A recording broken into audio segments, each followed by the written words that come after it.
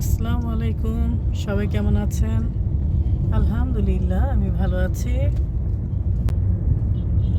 বিকেলে বের হয়ে গেলাম, যাব নার্সারিতে, কিছু গাছ কিনবো। আজকের ওয়েদারটা খুবই সুন্দর, গাছে কি সুন্দর হলুদ ফুল ফুটে আছে। আজকে মনে হয় একটু বেশি ফুটে আছে না? বাইরে যাব, তাই ঝটপট করে একটু রান্না করে নিলাম। আজকে পাবদা মাছ ভুনা করব। আগেই ভেজে ডিপে রেখেছিলাম। আর চিংড়ি মাছ ভুনা করব, আর চিংড়ি মাছের মাথাটা ভর্তা করব। পেঁয়াজ কুচি দিয়ে দিচ্ছি চিংড়ি মাছ ভুনা করার জন্য।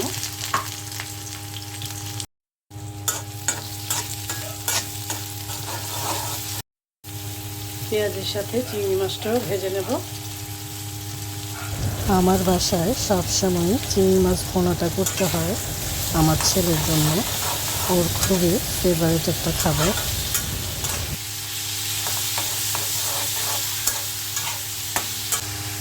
চিংড়ি মাছের মধ্যে দিয়ে দিচ্ছি আদা রসুনের পেস্ট।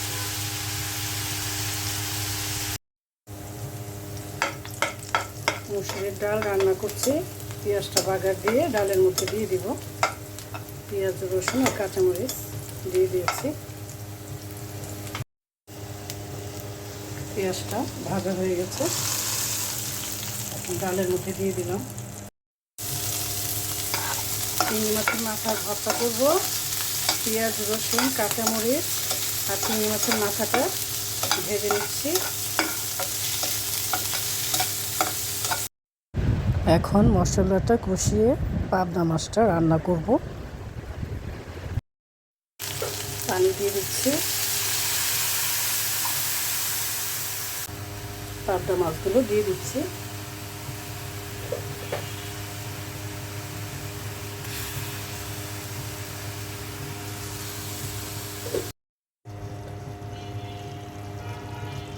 পাবদা মাছ ভুনাটা হয়ে গেছে। এখন চিংড়ি মাছের মাথার ভর্তাটা আমি ছেঁচে করে নিচ্ছি। বেশি করে রসুন দিয়েছি আজকে।